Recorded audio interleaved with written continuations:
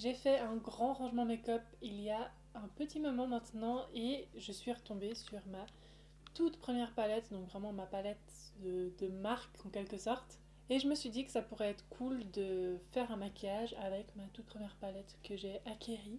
Il s'agit de la Naked 2, donc je pense que si vous vous intéressez un minimum au make-up, vous la connaissez très bien cette palette. Donc elle se présente comme ceci, c'est une harmonie très neutre et assez froide.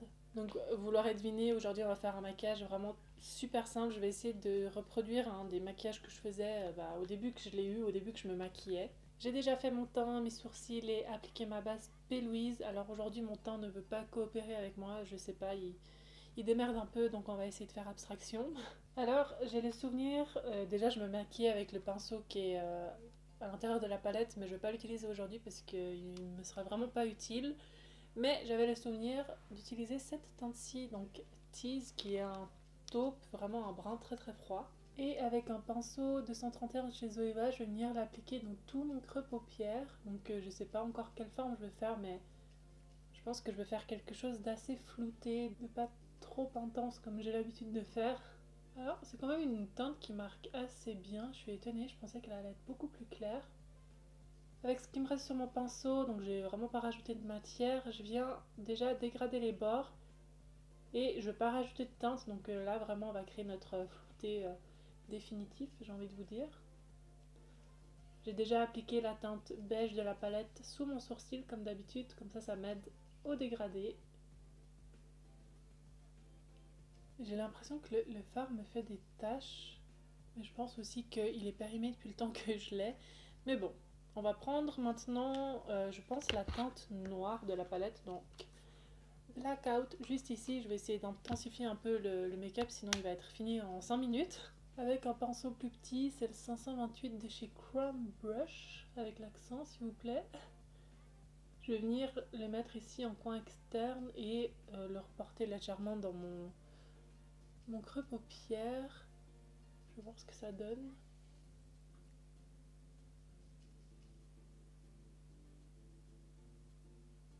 Voilà, là je monte légèrement avec mon pinceau déjà pour créer un flouté entre les deux teintes. Je sais pas si ça va le faire mon histoire, mais bon. Ça va être très très fade, j'ai l'impression.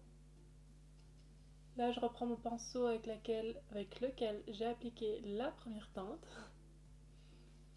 Et j'essaye de dégrader les deux ensemble.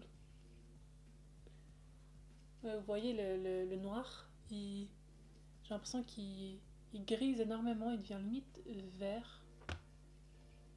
Voilà, j'ai appliqué le noir des deux côtés, mais bon, écoutez, c'est un peu tristounet quoi.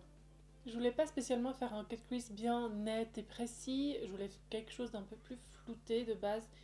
Mais bon, là, je me suis dit pour donner un peu plus de dimension au maquillage qui est assez fade pour le moment, je viens prendre ma base P. Louise et je vais venir créer mon cut crease. Avec un pinceau E58 de chez Sigma, je viens dessiner ma forme ici dans mon creux.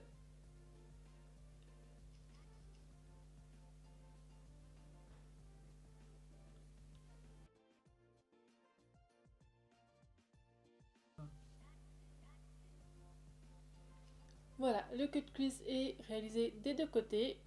Je viens dégrader maintenant mon noir avec ma base. À l'aide d'un petit pinceau, c'est le E36 de chez Sigma.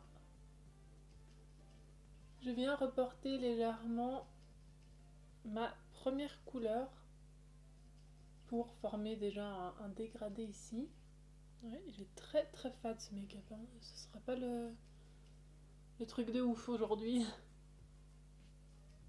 Je viens prendre la teinte YDK, enfin c'est celle-ci, et honnêtement je pense que cette combinaison de couleurs, le taupe, le noir et cette teinte, mais tout le monde la faisait, vraiment tout le monde. Et je vais la faire aujourd'hui, alors avec un pinceau de 133 de chez Zoeva, je viens l'appliquer bien sûr, sur toute la partie restante ici de mon cut crease, sur toute ma paupière.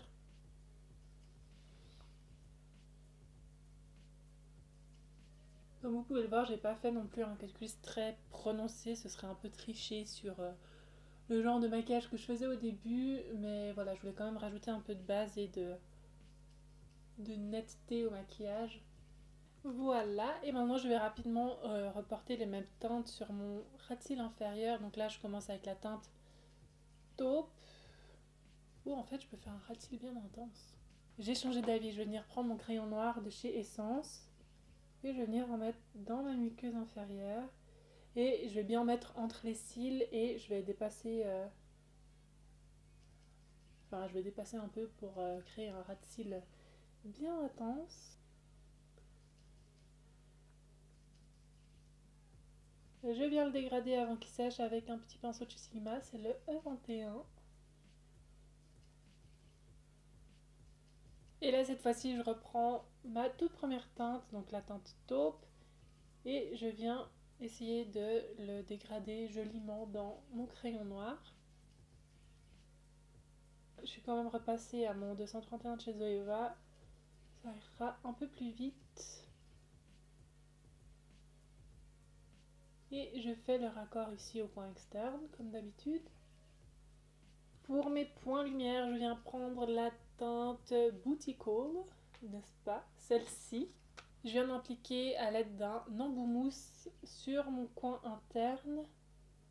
Et je vais venir en appliquer aussi sous mon sourcil. Alors là, pour le coup, la teinte est vraiment super discrète. Je ne sais pas si vous voyez quelque chose. Donc là, comme je vous ai dit, je viens en mettre sous mon sourcil avec un pinceau E47 de chez Sigma. C'est toujours le même, hein, je le trouve hyper pratique pour juste venir illuminer ici. Quand je veux un eyeliner bien épais et vite fait, je prends mon eyeliner en gel de chez Peggy Sage, donc en teinte noire classique, et je le mélange avec une ou deux gouttes, plutôt une goutte de ceci de chez Makeup Revolution, donc c'est un mixing liquid, c'est clairement en fait le dupe du Duraline de chez Inglow. Je viens prendre mon petit pinceau eyeliner de chez Makeup Forever, le 250, et vous voyez là, je suis en train de former mon petit mélange, ma petite pâte pour mon eyeliner. Je vous ai rapproché un petit peu pour faire mon eyeliner. Du coup, j'ai pris ma petite mixture avec mon pinceau et je viens tracer mon eyeliner.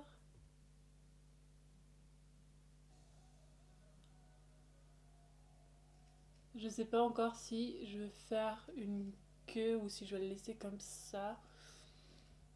Bon, écoutez, j'ai décidé de faire une queue. Alors, voilà. Voilà, je sais pas si vous aurez bien vu comment je l'ai fait, mais c'est impossible pour moi de parler en même temps que je fais un eyeliner. J'ai décidé d'appliquer des fossiles, ce sont les Cléo de chez Red Cherry et je viens les mettre avec ma colle transparente de chez Duo. J'attends une vingtaine de secondes avant de venir appliquer le fossile, comme ça la colle agrippe beaucoup plus vite à mon ras de cils et c'est beaucoup plus facile à les positionner aussi. Donc j'utilise ma petite pince spéciale à fossiles, la mienne je l'avais trouvée chez Primark mais vous en trouvez à peu près partout.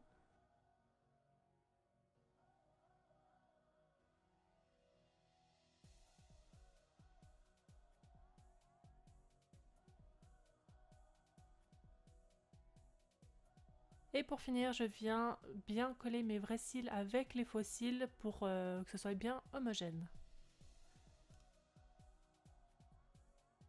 Je me rappelle à l'époque où j'ai acquis cette palette, j'étais à fond dans les rouges à lèvres très bordeaux ou rouge, c'était la couleur un peu facile à porter. Et je me rappelle avoir acheté ce rouge à lèvres-ci de chez NYX. Alors celui-ci, je l'ai eu dans le calendrier de l'Avent 2019, enfin de cette année. Et il est en métallique, tandis que celui que j'avais à l'époque qui était complètement mat, mais je le trouve tellement beau.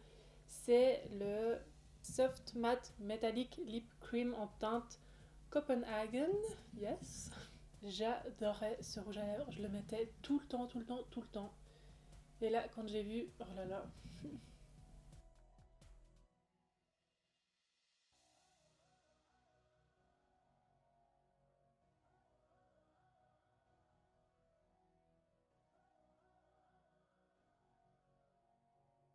il est magnifique ce rouge à lèvres. Et comme je vous disais avant, j'étais tellement contente de voir qu'il était dans le calendrier de l'Avent. Et même en métallique, je le trouve vraiment super beau. Enfin, je suis fan. Et voilà le résultat de mon maquillage réalisé avec ma toute première palette. Je pense qu'on est tous d'accord pour dire que ce n'est pas le look le plus farfelu de ma chaîne. La bouche, franchement, sauve le coup, sauve le tir, je ne sais plus l'expression. J'espère en tout cas que vous aurez aimé regarder cette vidéo. Si c'est le cas, n'hésitez pas à mettre un pouce en l'air et à vous abonner à ma chaîne si ce n'est pas encore fait. Dites-moi dans les commentaires quelle a été votre toute première palette si vous vous maquillez, bien évidemment.